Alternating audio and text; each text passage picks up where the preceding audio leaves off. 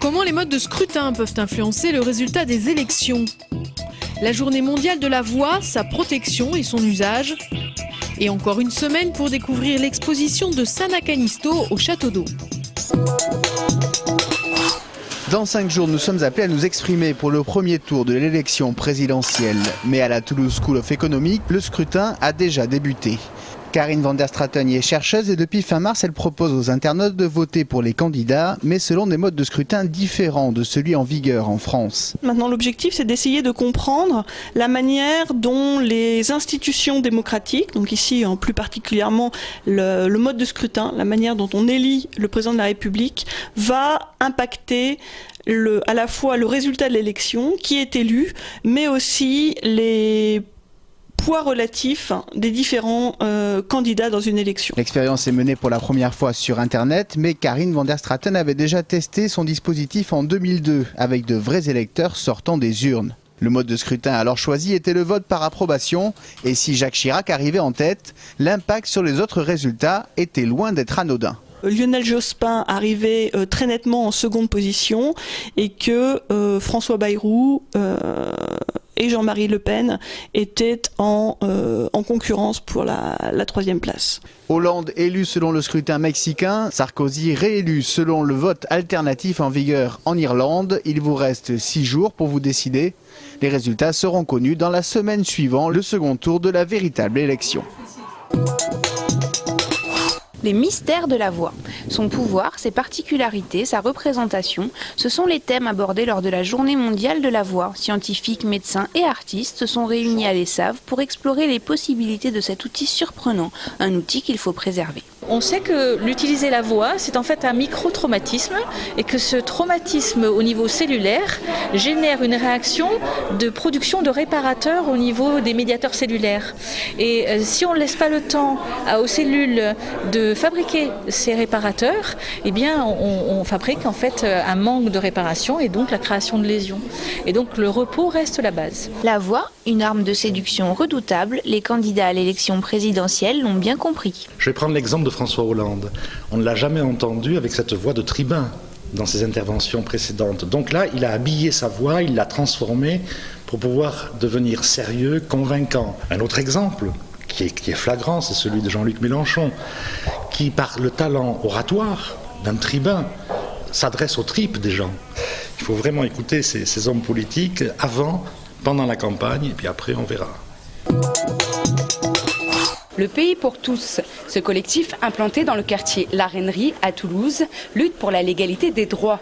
Quelques jours avant le premier tour des élections présidentielles, ils sont allés à la rencontre des gens du quartier de Bellefontaine, avec un objectif, donner la parole au peuple. Leur slogan phare, le mépris, ça suffit. La dernière fois, on s'est réunis sur le thème de la campagne électorale et le fait qu'on trouvait que c'était une campagne assez ignoble et que ce qui nous intéressait, c'était la place des gens là-dedans.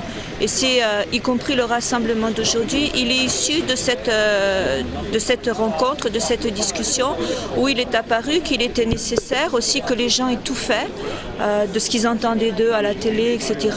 Et que c'était important aussi d'avoir un espace, d'ouvrir un espace où ils puissent dire qui ils sont, ce qu'ils veulent autrement. Pour plus de renseignements au sujet de ce collectif, des réunions régulières sous forme de rencontres de réflexion ont lieu tous les vendredis et samedis à 18h au TO7, la Maison des Chômeurs à La Rainerie.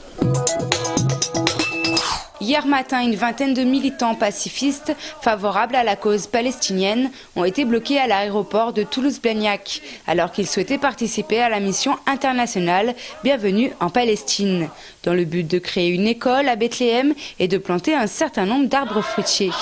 1500 personnes du monde entier devaient participer à cette mission de soutien au peuple palestinien. Ce pays n'ayant plus d'aéroport, les passagers devaient passer par Israël. Mais presque tous ont été bloqués au moment de l'embarquement. Les billets d'avion ont été tout simplement annulés par la compagnie Lufthansa sous ordre de l'État israélien et du service d'immigration israélien. Et puis donc le motif qui a été retenu par l'État d'Israël qui donc nous empêche d'embarquer c'est que nous sommes des pro-palestiniens radicaux, extrémistes quoi. Une cinquantaine de participants internationaux, dont 40 Français, ont pourtant réussi à s'envoler. Mais ils étaient attendus de pied ferme par l'armée israélienne. Certains ont été expulsés et ceux qui auraient refusé seraient emprisonnés à la prison de Givon en Israël. De 500 à 800 personnes se sont rassemblées samedi devant la tuilerie de Blajan pour manifester contre la fermeture du site voulu par le groupe Imerys.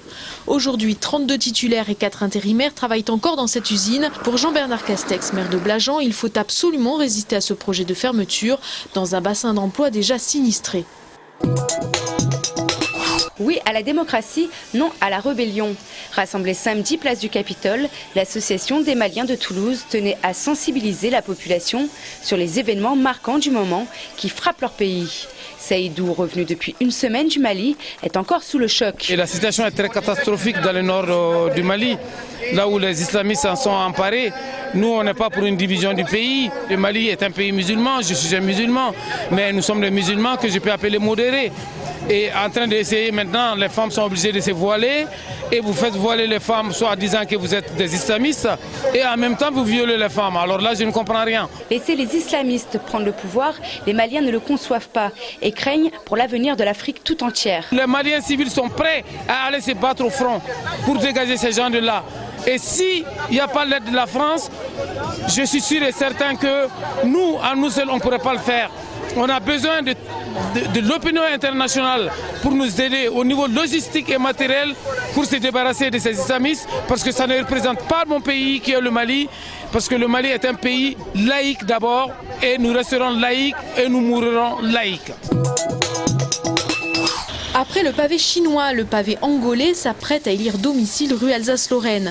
Après moult rebondissements dans la gestion du chantier, les travaux avancent envers et contre tout. C'est donc une pierre africaine qui pavera la partie nord de la rue. Mais une fois traitée, le piéton ne devrait pas pouvoir la distinguer de sa consoeur asiatique. 2 défaites consécutives, ce n'était pas arrivé au Stade Toulousain depuis décembre de l'année 2008. Pourtant, c'est ce que les hommes de Guy Novès viennent de vivre. Après leur désillusion en Coupe d'Europe, les Rouges et Noirs sont cette fois tombés contre l'USAP à l'occasion de la 23e journée de Top 14. Des Perpignanais plus tranchants qui ont profité des nombreuses fautes de main de leurs adversaires. Au final, victoire des Catalans 25-10. Les Toulousains ont par ailleurs perdu pour 4 à 6 semaines leur talonneur William Servat, blessé au genou droit. Dur week-end, même si les Rouges et Noirs reste leader du top 14 avec 78 points. Pour célébrer ses 10 ans d'existence, le groupe d'origine toulousaine Gospel Press Family a investi samedi après-midi la place du Capitole. Objectif atteint, une foule entière rythmée par les 40 choristes enflammés, avant de continuer leur tournée sur les routes de France.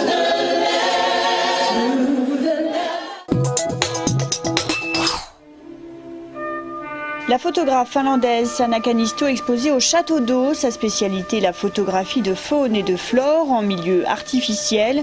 Ses méthodes sont proches des sciences naturelles et des pratiques anthropologiques et archéologiques.